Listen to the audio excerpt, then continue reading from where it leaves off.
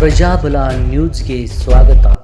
ಅದು ನಮ್ಮ ಇಲಾಖೆಗೆ ಸಂಬಂಧಪಟ್ಟದ್ದು ಬೇರೆ ಕಾರ್ಯಕ್ರಮ ಹೋಗ್ತೇವೆ. ಇದೇನು ಹೊಸದಲ್ಲ, ತಿಂಗಳು ಒಂದು ಸಾರಿ ಡೆಲ್ಲಿ ವಿಸಿಟ್ ಮಾಡ್ತೀವಿ ನಾವು.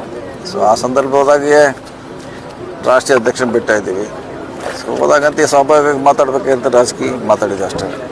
ಸರ್, ನಿರ್ಣಯ ಆಗಿದೆ, ಶೀಘ್ರದಲ್ಲಿ ಪ್ರಕಟಿಸ್ತಾರೆ ಅಂತ ನಿನ್ನೆ ಹೇಳಿದ್ರಿ ಸರ್. ಅಂದರೆ ಗೊಂದಲ ಬಗೆಹರಿಸೋದು ನಿರ್ಣಯ ಆಗಿದೆ ಅಂತ. ಗೊಂದಲ ಏನಾಗಿದೆ ರಾಜ್ಯದಲ್ಲಿ, ಅದನ್ನು ವಿನಂತಿ ಮಾಡಿದ್ದೀವಿ. ಬೇಗ ನೀವು ಮಧ್ಯೆ ಪ್ರವೇಶ ಮಾಡಬೇಕು, ಇಲ್ಲಾಂದರೆ ತೊಂದರೆ ಆಗ್ತೈತೆ ಕಾರ್ಯಕರ್ತರಿಗೆ, ಸರ್ಕಾರ ಪಕ್ಷಕ್ಕೆ ಅಂತ ಹೇಳಿದ್ದೀವಿ.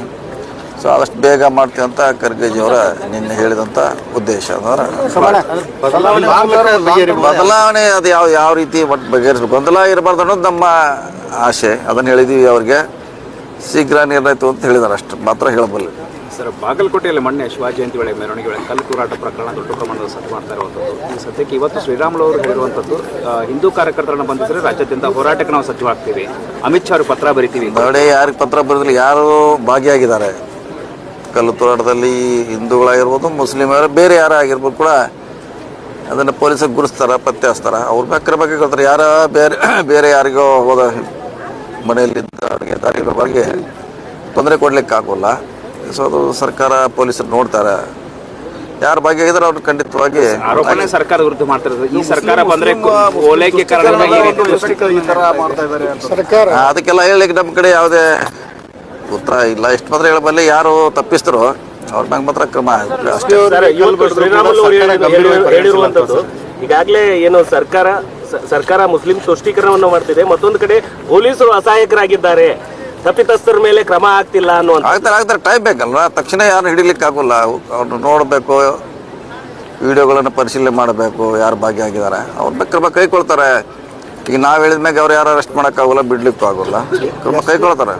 ಎಸ್ ಪಿ ಅವ್ರ ಮೇಲೆ ಕಲ್ಲು ಬಿದ್ದಿದೆ ಸರ್, ಆದರೂ ಕೂಡ ಅಲ್ಲಿ ಬಿದ್ದಿದೆ, ಮಾಡಿದಾರಲ್ಲ ಈಗಾಗಲೇ ಸುಮಾರು ಜನ ಅರೆಸ್ಟ್ ಮಾಡಿದ್ದಾರೆ. ಇನ್ನೂ ಹುಡುಕ್ಬೇಕಾಗ್ತೈತೆ, ಸೊ ಟೈಮ್ ತೊಗೊಳ್ತೈತೆ, ಮಾಡೋಣ. ನಿಷ್ಪಕ್ಷಪಾತವಾಗಿ ನಾವು 2 ಸಲ ಶಾಂತಿ ಸಭೆ ಮಾಡೋದಕ್ಕೆ ಜಿಲ್ಲಾಡಳಿತ ವಿಫಲ ಆಗಿದೆ ಸರ್. ಒಂದ್ಸಲಿ ಒಂದು ಕೋಮನವ್ರು ಬಂದ್ರೆ ಇನ್ನೊಂದ್ಸಲ ಒಂದು ಕೋಮನವ್ರು ಬರೋಕ್ಕಾಗ್ತಾ ಇಲ್ಲ. ಇನ್ನೂವರೆಗೂ ಕೂಡ ಶಾಂತಿ ನೆಲೆಸ್ತಾ ಇಲ್ಲ. ಯಾರು ಬಂದ್ರಾಯ್ತು ಬಿಟ್ರಾಯ್ತು, ಪೊಲೀಸರು ಅವ್ರ ಡ್ಯೂಟಿ ಮಾಡ್ತಾರೆ. ಬರ್ಬೇಕಂತೇನಿಲ್ಲ. ಸೊ ಪೊಲೀಸರು ತಮ್ಮ ಡ್ಯೂಟಿ ಮಾಡ್ತಾರೆ, ಕಾದು ನೋಡೋಣ. ಪೊಲೀಸರು ತಮ್ಮ ಕರ್ತವ್ಯನ ಸರಿಯಾಗಿ ಮಾಡ್ತಾರೆ, ನಾವೆಲ್ಲ ನಂಬಿದ್ದೀವಿ. ಒಳ್ಳೇದು ಮಾಡಲಿ. ಫಾರಿನ್ ಟೂರ್ ವಿಚಾರ ಇನ್ನೂ ಕೂಡ ಅದರಲ್ಲಿ ನೀವು ನಿನ್ನೆ ಭೇಟಿಯಾಗಿ ಹೋಗಾರ ಫಾರಿನ್ ಟೂರ್ಗೆ ಅದೇನು ಹೋಗ್ತಾರೆ, ಬರ್ತಾರೆ. ಅದು ನಿರಂತರವಾಗಿರುವಂಥ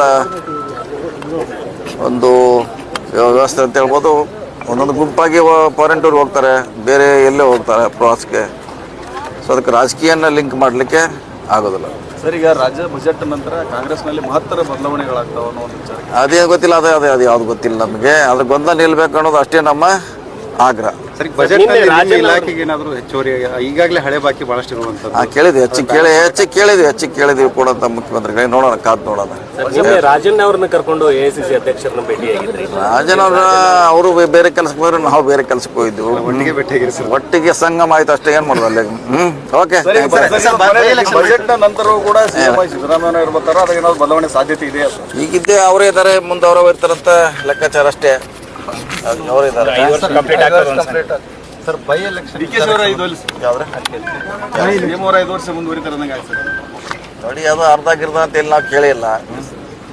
ಸೊ ಈಗ ಅವ್ರು ಇದ್ದಾರೆ, ಮುಂದುವರಿತಾರಂತ ಅಷ್ಟೇ ನಮ್ದು. ಅದು ಮಿಕ್ಕಿದೆಯಲ್ಲ ಅಪ್ ಟು ಹೈಕಮಾಂಡ್. ಸರ್, ಶೀಘ್ರದಲ್ಲೇ ಬೈ ಎಲೆಕ್ಷನ್ ಬರ್ತಾ ಇದೆ. ಆದರೆ ಕಾಂಗ್ರೆಸ್ನಲ್ಲಿ ಟಿಕೆಟ್ ವಿಚಾರಕ್ಕೆ ಸಂಬಂಧಪಟ್ಟಂತೆ ಕುಟುಂಬದಲ್ಲಿ, ಮೇಟಿ ಅವ್ರ ಕುಟುಂಬದಲ್ಲೇ ಸೋಷಿಯಲ್ ಮೀಡಿಯಾ ಮೂಲಕ ಗೊಂದಲ ಸೃಷ್ಟಿಸುವಂಥದ್ದು, ಅದು ಎಲ್ಲೋ ಒಂದು ಕಡೆ ಕಾಂಗ್ರೆಸ್ಸಿಗೆ ಮುಳುವಾಗ ನಾವು ಹೇಳ್ತೀವಿ. ನಾವು ಈಗಾಗಲೇ ಅವ್ರಿಗೆ ಫೋನ್ ಮುಖಾಂತರ ಹೇಳಿದ್ದೀವಿ, ಆ ರೀತಿ ಆಗಬಾರ್ದು ಅಂತ. ಅಂತಿಮವಾಗಿ ಪಕ್ಷ ಏನು ನಿರ್ಧಾರ ಮಾಡ್ತೈತೆ ಎಲ್ಲರೂ ಪಾಲನೆ ಮಾಡಬೇಕು.